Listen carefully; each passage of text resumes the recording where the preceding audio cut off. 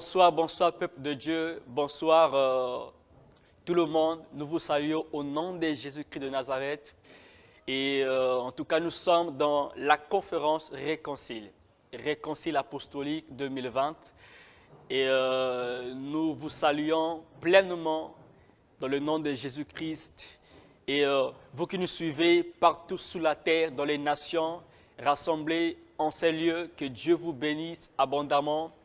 Et nous vous disons la bienvenue à la conférence apostolique Réconcile. Je suis le docteur David Colin Ngouari, pasteur principal de l'église Caleb Centre Icône ici à Brazzaville, au Congo-Brazzaville. Et je suis aussi le coordonnateur principal de la plateforme ou du réseau apostolique Arc Network, Arc Mandate, et nous sommes là pour apporter la parole de Dieu afin de bénir le corps de Christ. Je ne serai pas seul, je suis accompagné ou je serai accompagné des autres hommes de Dieu, des apôtres, des prophètes, des docteurs, des pasteurs, des évangélistes, des gens que Dieu a oint d'un mandat spécifique pour équiper et bénir l'Église globale partout sous la terre à travers cette conférence apostolique. Alors, le thème de la conférence s'intitule « Replacer et ventiler les fondations apostoliques dans les nations ». Replacer et ventiler les fondations apostoliques dans les nations. Alors, ce soir, je vais simplement introduire. Je vais introduire ce soir. Alors que nous sommes en train d'avancer, je voudrais simplement t'encourager à aimer la page. Toi qui nous suis de loin, partout où tu es, aimer la page, envoyer les cœurs et partager surtout, afin que plusieurs soient bénis, afin que plusieurs soient édifiés. Ne garde pas ce message que pour toi, mais nous vous encourageons de partager. Partagez massivement, partagez à un plus grand nombre de gens. Je vous en supplie par les compassions de Jésus, partagez afin que les hommes et les femmes soient bénis là où ils sont. Amen. Partagez. Alors que nous sommes en train de commencer, je voudrais commencer tout à l'heure, mais partagez. Envoyez les likes, envoyez les cœurs, envoyez. Jésus est présent, le Saint-Esprit est là, envoyez. Alléluia. Que Dieu bénisse tous les hommes de Dieu ici présents. Que Dieu bénisse la servante de Dieu, la prophétesse Judith. Que Dieu bénisse la prophétesse Esther Mendes, qui nous suit d'ailleurs. Que Dieu bénisse Jessie, que Dieu bénisse la servante de Dieu. Christelle Paca, vous tous qui êtes là, que Dieu vous bénisse et que Dieu aussi bénisse tous les orateurs qui vont passer durant la conférence, qui vont nous édifier pendant la conférence. Nous sommes là pour que les choses de Dieu aillent de l'avant et avancent avec une puissance massive de Dieu sur la terre. Alléluia. Replacer et ventiler les fondations apostoliques dans les nations. Alors, ce thème m'a été inspiré par le Saint-Esprit. Par rapport au concile qui a eu lieu dans Actes chapitre 15. Dans Actes chapitre 15, il y a eu un concile. Il y a eu un rassemblement, un concile apostolique. Les apôtres étaient réunis autour d'une question doctrinale. Et nous savons qu'il y a eu des frères qui étaient en train d'enseigner des choses qui étaient contraires à la parole de Dieu. Les frères qui venaient de la Judée, ils enseignaient des choses qui étaient contraires à la doctrine des apôtres. Et à cela, Paul et Barnabas et d'autres frères ont pris l'initiative d'aller à Jérusalem pour rencontrer les apôtres et les anciens afin de pouvoir discuter sur cette affaire. Alléluia. Et c'est comme ça que ce concile a eu lieu. Le concile des apôtres, ok, le premier concile a eu lieu. Donc, quand nous parlons de réconcile, nous sommes en train de répartir dans l'esprit du premier concile qui a eu lieu dans Actes chapitre 15. Ok? Pourquoi? Parce qu'il y avait une urgence doctrinale. Il y avait une urgence doctrinale. Ok?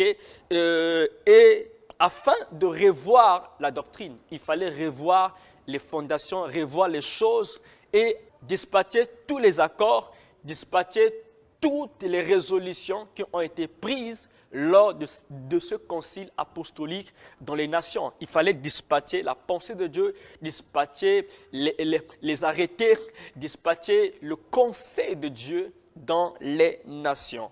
Ainsi, Jude, qui est un prophète, et Silas, qui est aussi un prophète, ok, ont reçu le commandement apostolique, ok, et ils ont été envoyés.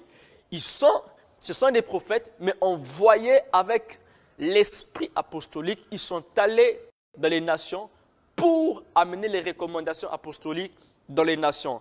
Partout où ils partaient, ils déposaient les mises à jour, parce qu'il y a eu des mises à jour pendant le concile apostolique. Dans Actes chapitre 15, il y a eu des mises à jour. Il fallait revoir certaines choses, ok, par rapport à ceux qui se convertissaient dans la foi. Il fallait revoir ces choses. Donc, il y a eu des mises à jour et des directives de la doctrine apostolique. Et voilà qu'il y a eu des hommes qui ont été envoyés, ils ont ventilé cela dans les nations. Et c'est dans cet esprit que cette conférence, ok, s'établit. Donc, le but de la conférence est de ramener l'Église actuelle à reconsidérer, ok, les doctrines et les fondations des apôtres, mais aussi de bâtir ces vérités, ok, de bâtir, de planter ces vérités dans le corps du Christ. Donc, voilà un peu la vue de la conférence. Alléluia, c'est la vue spirituelle que nous avons sur cette conférence. Nous voulons que non pas seulement que nous avons reçu les directives, les recommandations, mais nous voulons bâtir ces choses dans les nations. Jésus, dans Matthieu chapitre 28, Matthieu 28, le verset 18, Jésus a dit « Allez, faites de toutes les nations mes disciples, enseignez-leur tout ce que je vous ai prescrit. » Donc le mot « enseigner », c'est le mot grec « oikodomeo » qui parle de bâtir, de planter, de bâtir. Il dit « bâtissez tout ce que je vous ai prescrit. » Donc les directives qui ont été reçues, les orientations, les ordonnances apostoliques qui ont été données par Jésus aux apôtres devaient être bâties dans les nations, devaient être plantées dans les structures des nations, dans les ethnos, les familles, les systèmes politiques, les systèmes administratifs, dans les systèmes d'éducation. Okay? Donc ces choses devaient être plantées, bâties. Dans nos vies personnelles, nous devons amener les vérités apostoliques, amener les vérités de Christ dans les cœurs des gens. C'est cela ventiler, c'est cela replacer. Nous voulons replacer ces choses dans les cœurs des gens. Alléluia. Donc nous sommes apostoliques. Nous sommes apostoliques. Alléluia. Alors, il y a un homme qui a fonctionné dans cette mentalité. Cet homme s'appelle Paul. Il est l'apôtre du Seigneur Jésus-Christ. Il est l'apôtre du Seigneur Jésus-Christ. Alors, le sous-thème que je vais aborder ce soir, s'intitule Éphèse. Éphèse. Les 4 dimensions pour activer l'Église proton. Les 4 dimensions pour activer l'Église proton. Éphèse, les 4 dimensions pour activer l'Église proton. C'est quoi l'Église proton? Qu'est-ce que l'Église proton? Et nous verrons cela alors que nous sommes en train d'avancer avec Dieu. L'Église proton, Éphèse est l'Église proton. Éphèse est l'Église proton. C'est l'Église qui a commencé avec l'apôtre Paul. Dans Actes chapitre 19, Paul arrive à Éphèse. La Bible déclare, nous allons lire la parole de Dieu pour avoir une compréhension un peu plus claire. Il est écrit dans Actes chapitre 19, à partir du verset 1, il est écrit « Pendant que Apollos était à Corinthe », donc Apollos était à Corinthe, Paul, après avoir parcouru les hautes provinces de l'Asie, Paul, après avoir parcouru les hautes provinces de l'Asie, arriva à Éphèse. Donc, Éphèse était le lieu du stationnement. Éphèse était un campement apostolique. C'était là où Paul arrive. Donc, Paul a parcouru les hautes provinces de l'Asie et il est venu se stationner ou camper à Éphèse. Ce que moi j'appelle par le campement apostolique. Donc, Paul arrivant à Éphèse, qu'est-ce qu'il fait? Eh bien, il va dresser ce qu'on appelle par le campement apostolique.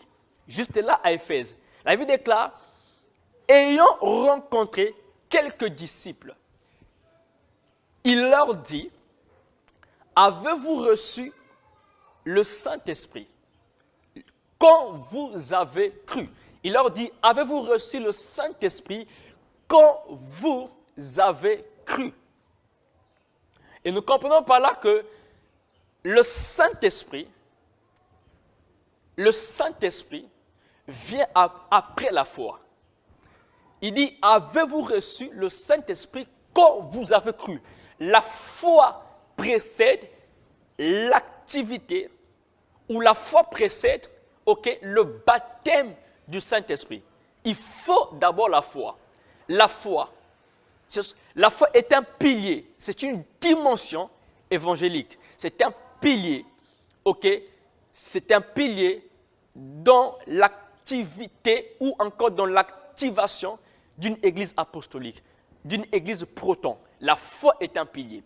Il dit, avez-vous reçu le Saint-Esprit quand vous avez cru? Parce que Paul sous-entend que ces hommes et ces femmes qui étaient là avaient déjà cru. Ils ont cru et donc la conséquence de la foi, la conséquence de leur foi était le Saint-Esprit.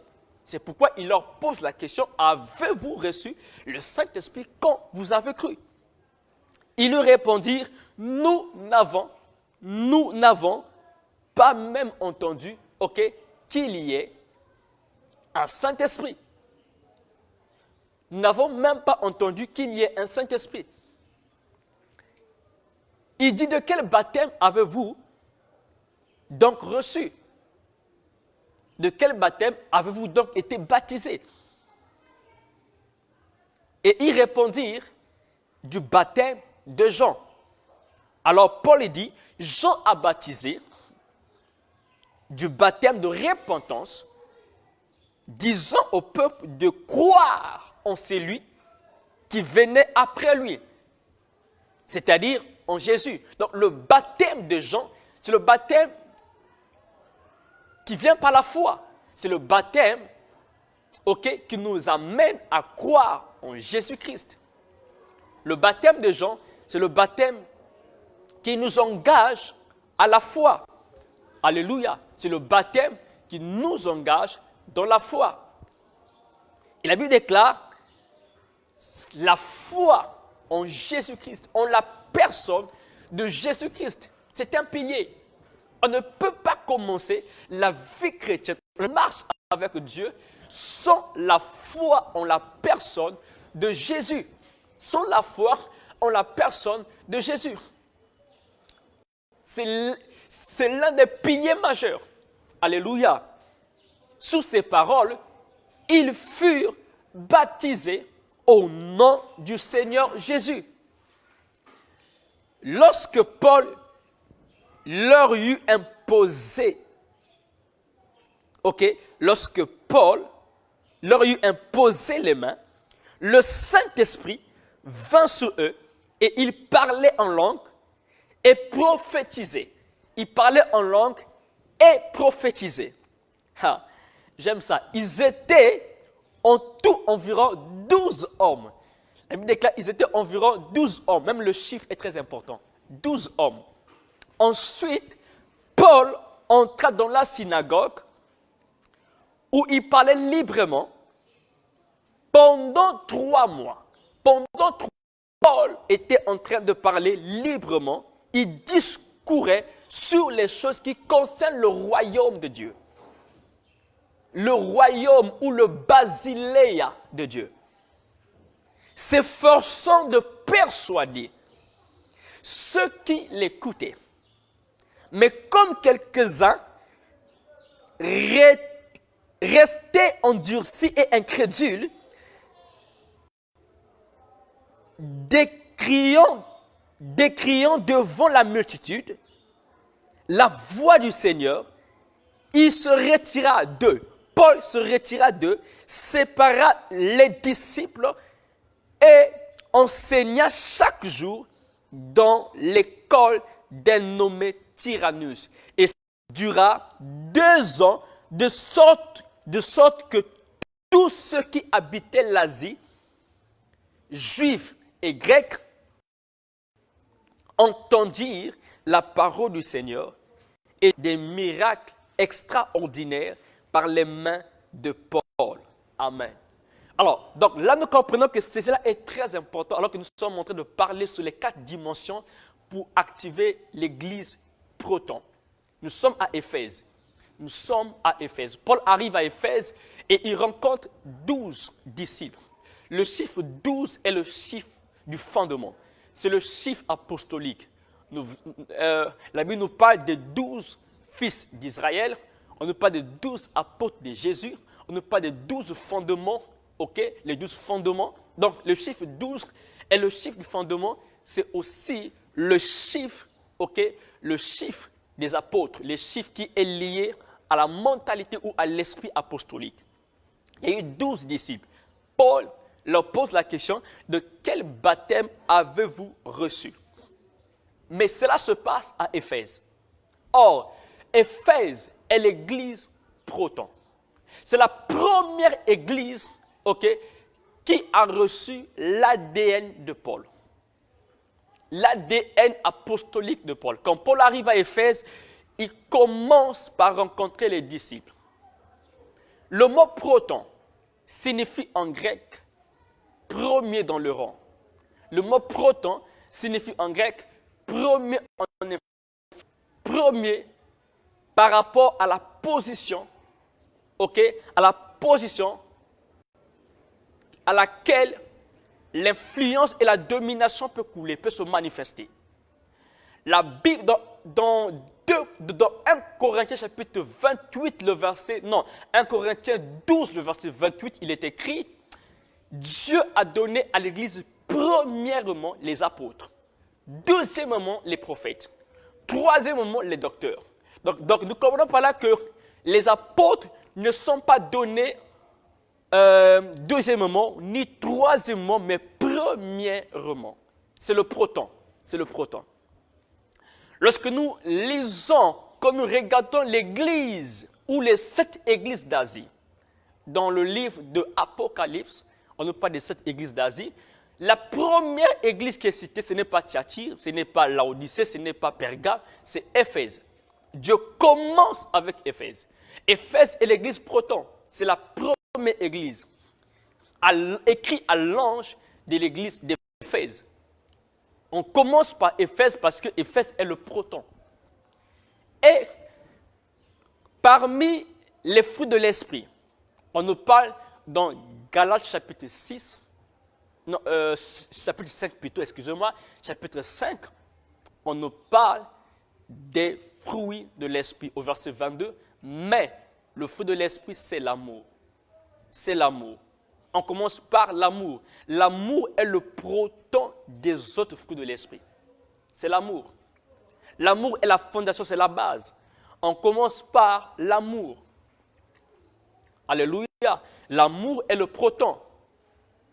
Or, lorsque Dieu parle à Éphèse, écrit à l'ange qui est à Éphèse, c'est que ce que Dieu disait à Éphèse, Ce que Dieu était en train de reprocher à Éphèse était que son premier amour, c'est-à-dire le proton agapao, Éphèse a abandonné le proton agapao, le premier amour. Agapao, c'est le proton des autres fruits de l'esprit. Et la grâce apostolique est liée au proton agapao. C'est ce que Éphèse a reçu. La chose primaire que Éphèse a reçue était leur premier amour pour Dieu. Cet amour a commencé quand Paul est arrivé à Éphèse. C'est là où Paul a planté le proton agapao. Le proton agapao. L'amour de l'apostolique. L'amour de la parole de Dieu. La soif de la parole de Dieu. Paul a passé 2 ans à Tyrannus en train d'enseigner le royaume de Dieu à Éphèse. Les gens avaient soif de la parole. C'est le proton agapao. Et aujourd'hui, l'Église a perdu cela. On n'est plus derrière, on est plus assoiffé. On court plus derrière les choses qui ne bâtissent pas notre foi. Nous avons l'amour pour autre chose. On a l'amour pour autre chose, mais on n'a pas l'amour, on n'a pas le proton agapao. Ce qui vient avant, le premier amour. Et voilà pourquoi aujourd'hui, Dieu est en train, à travers la voix prophétique, la voix apostolique, Dieu est en train de reprocher l'Église dans les nations de revenir au premier amour. Ce soir, je vais simplement introduire parce que après demain et après-demain et ensuite, les autres viendront simplement pour nous amener encore dans la gloire, de la profondeur des Écritures. Mais ce soir, je vais introduire simplement parce que nous voulons comprendre où est-ce que Dieu est en train de nous amener. Dieu amène l'Église quelque part. Dieu est en train de faire quelque part. Alléluia. Et donc, nous parlons ici du proton agapao. Le premier amour. C'est la grâce que Éphèse portait. La grâce que Éphèse transportait. C'est la grâce dominante. Ce n'est pas la grâce unique, mais c'est la grâce dominante. L'apostolique est la grâce dominante. Elle n'est pas la grâce unique. Dans le corps de Christ, les apôtres ne sont pas uniques.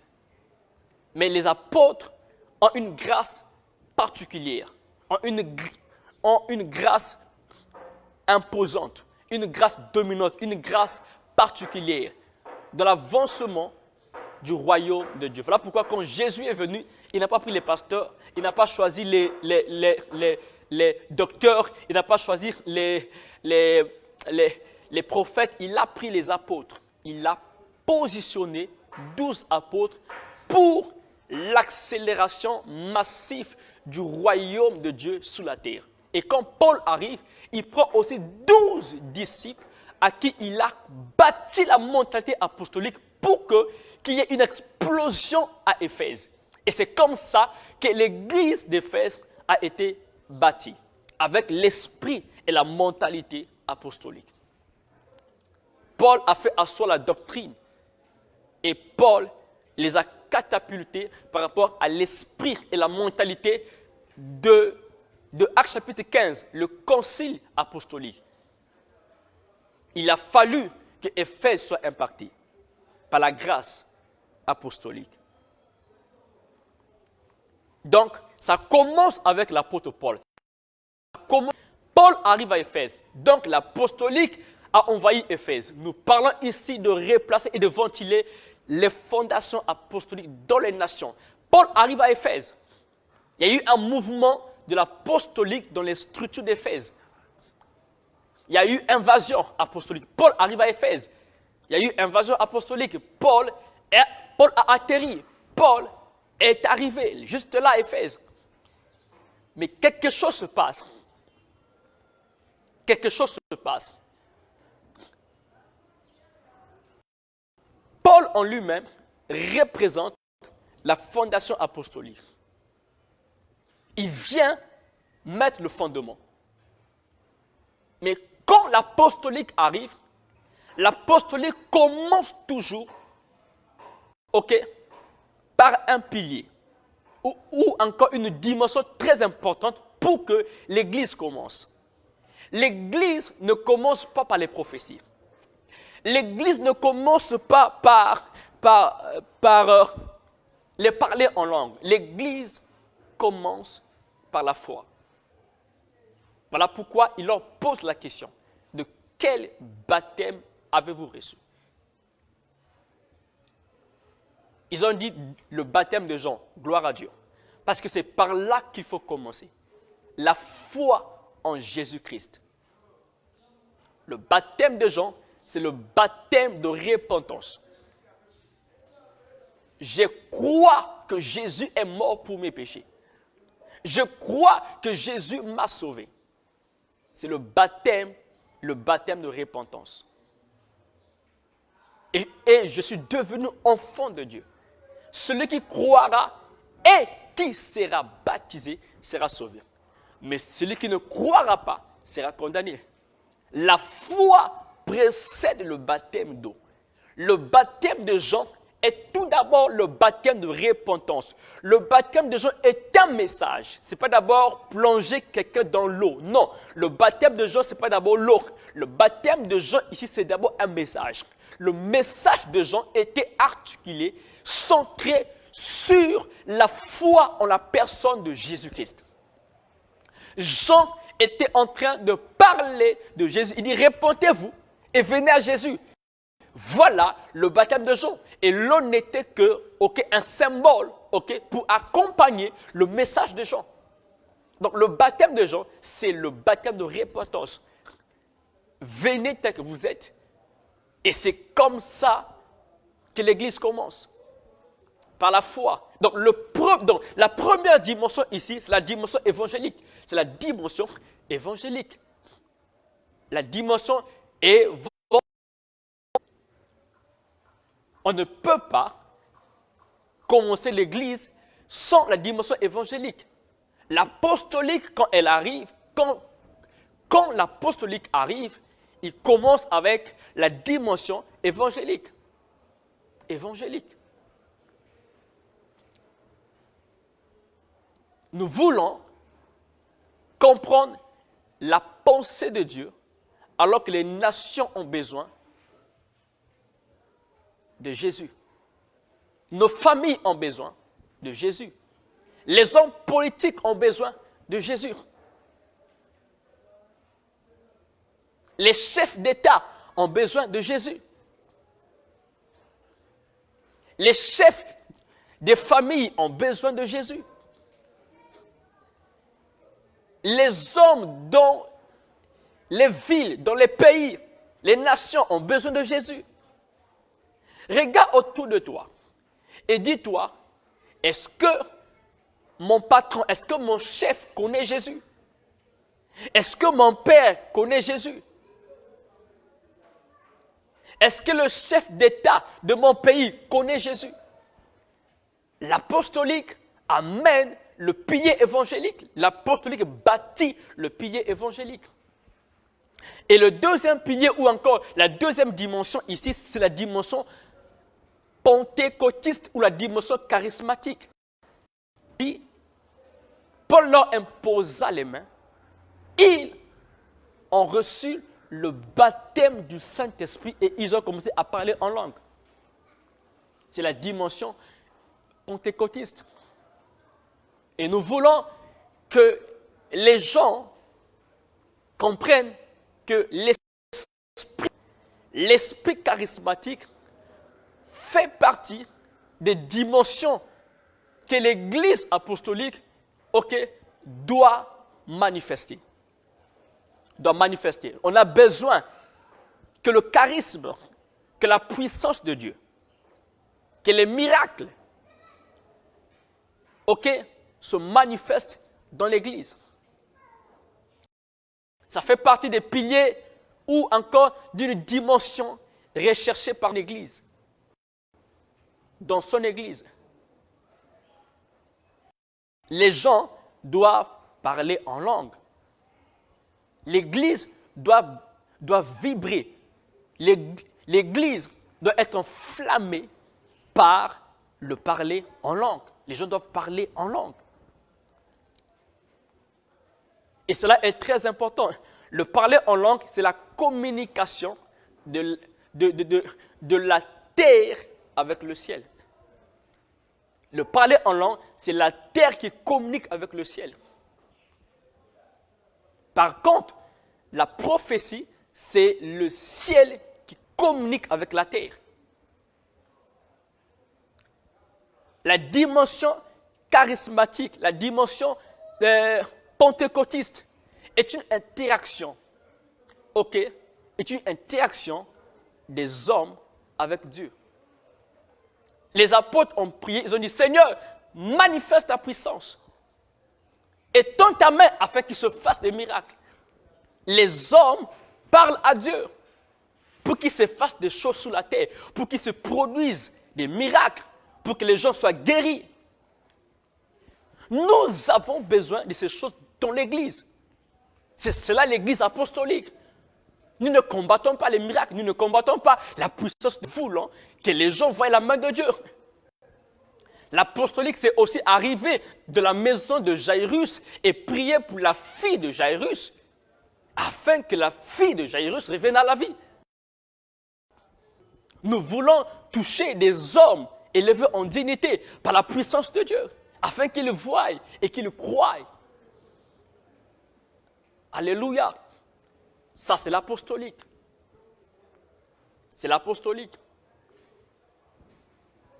C'est la dimension pentecôtiste, la dimension charismatique. Et nous avons la prophétique.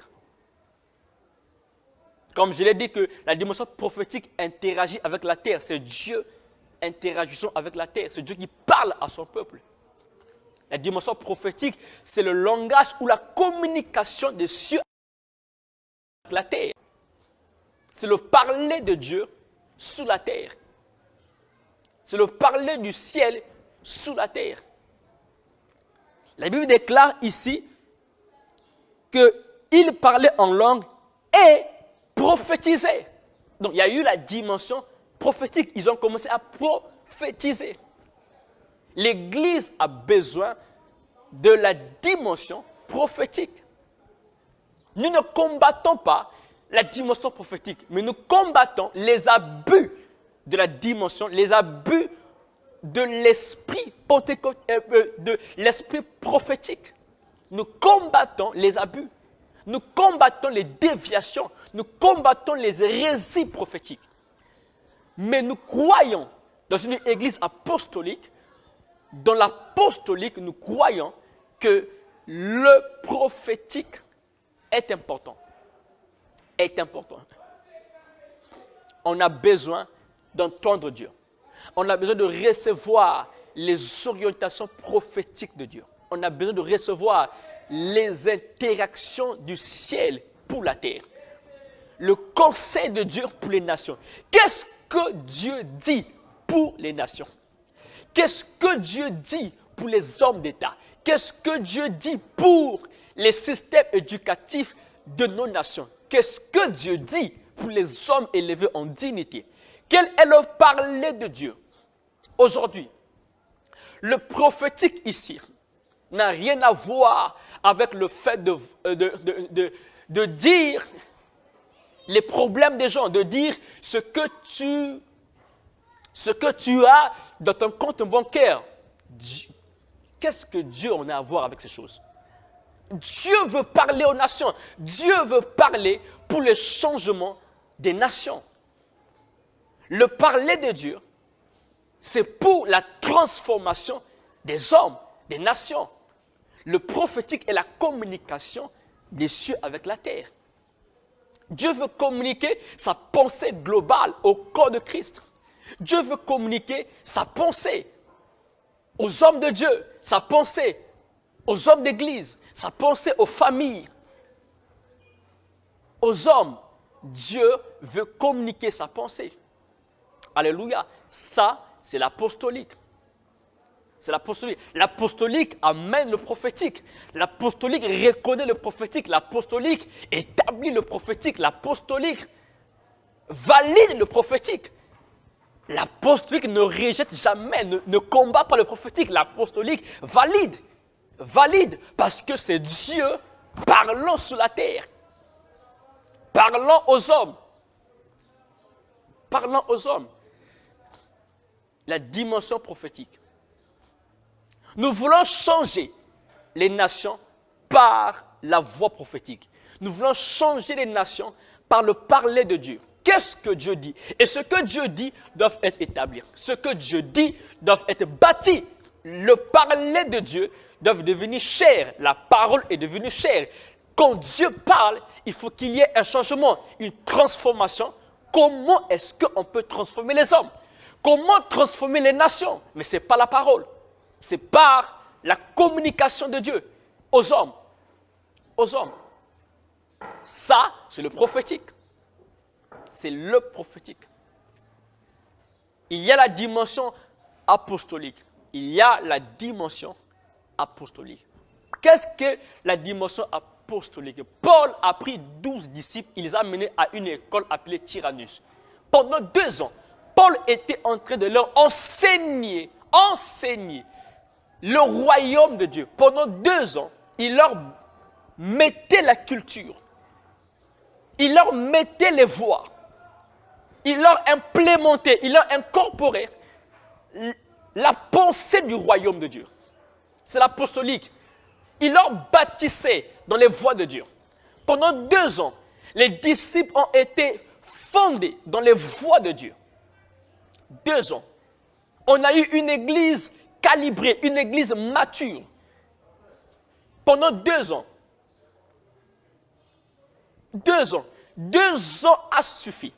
2 ans a suffi pour laisser une église dominante, une église imposante au système des ténèbres qui régnait à Éphèse. 2 ans suffisaient pour ébranler les systèmes des ténèbres à Éphèse. 2 ans ont suffi pour provoquer des turbulences dans le monde spirituel à travers une église apostolique.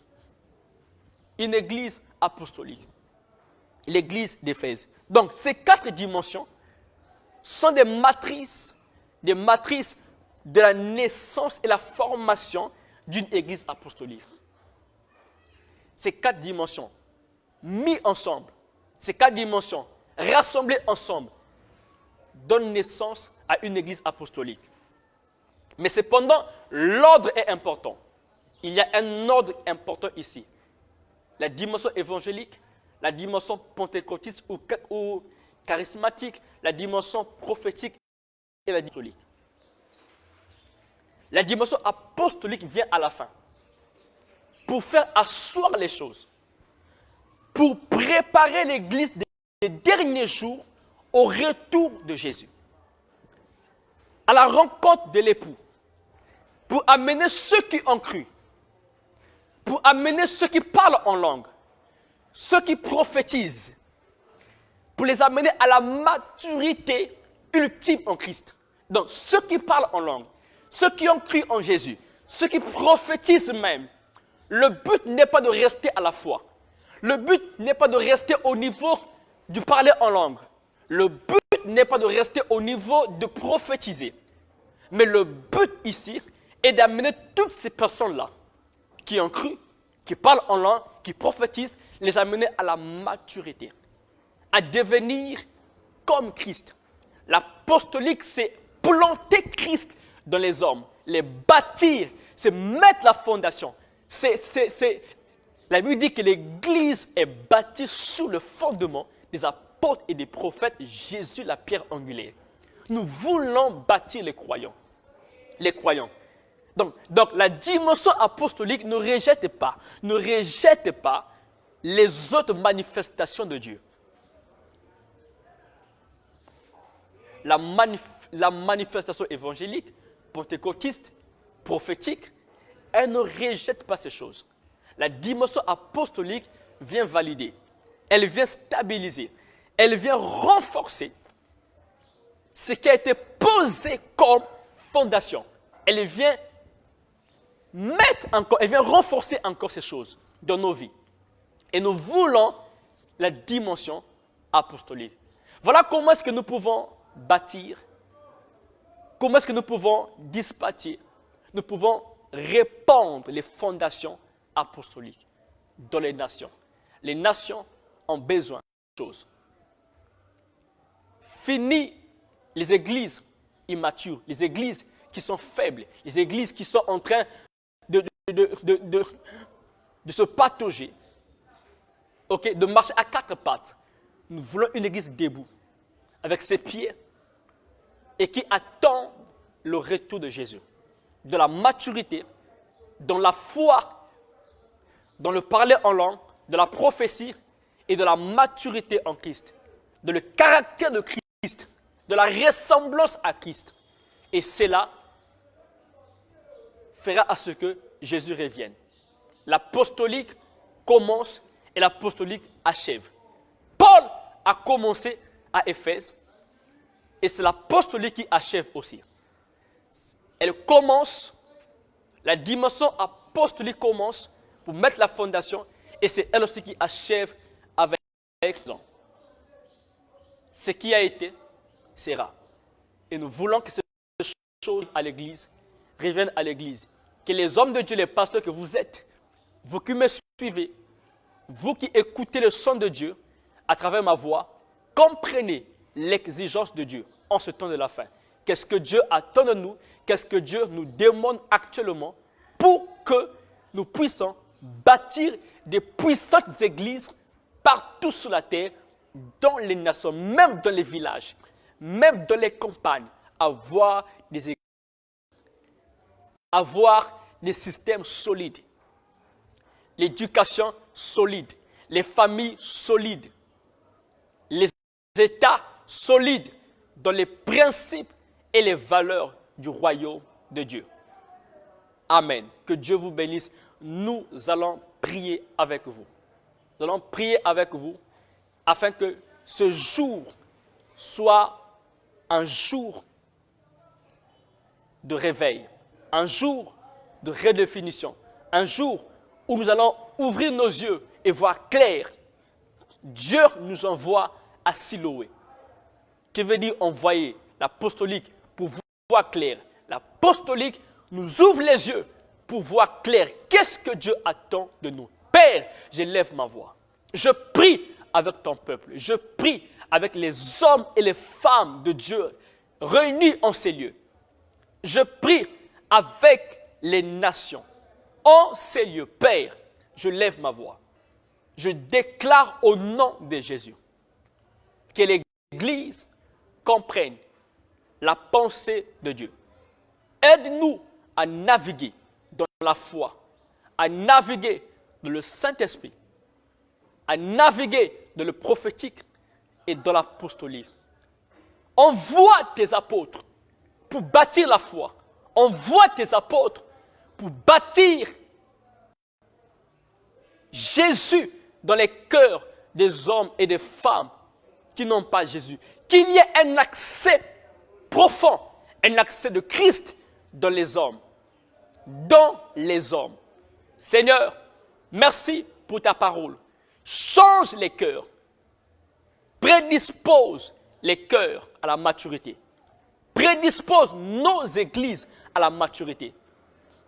Envoie des bâtisseurs, des hommes et des femmes que tu as oints pour bâtir, pour déraciner les fausses mentalités, les fausses perceptions des choses de Dieu. Tu as dit à Jérémie, j'étais établi dans les nations, j'étais établi sur les nations afin d'abattre, de déraciner, mais aussi de planter et de bâtir. Nous voulons planter les choses de Dieu, planter les valeurs du royaume de Dieu. Là où Diane est passé, nous venons déraciner les systèmes de Diane. Nous voulons déraciner, nous voulons abattre Père, par la puissance de ta parole, abattre les fondements, les systèmes de ténèbres dans les cœurs des gens. Là où Jeanne est passé, nous venons par l'autorité apostolique, nous voulons déraciner ces voies de ténèbres. Et nous bâtissons l'apostolique, nous bâtissons la voix de Dieu, nous bâtissons le parler de Dieu, nous bâtissons l'esprit de Dieu, nous bâtissons la maturité, l'intégrité, la pureté dans les cœurs des gens. Père, merci. Merci pour ta parole. Que ton nom soit loué, que ton règne vienne. Au nom puissant de Jésus, nous avons ainsi prié. Amen. Amen. Que Dieu vous bénisse abondamment et richement. Nous sommes arrivés à la fin et nous vous demandons encore une fois de plus, merci pour votre présence. À vous tous qui étaient connectés, qui étaient en ligne, que Dieu vous bénisse et à nous revoir demain à 20h, heure de Brazzaville, pour la poursuite de notre conférence Réconcile apostolique. Ne ratez pas, soyez là demain. Que Dieu vous bénisse et à très bientôt. Amen. Merci.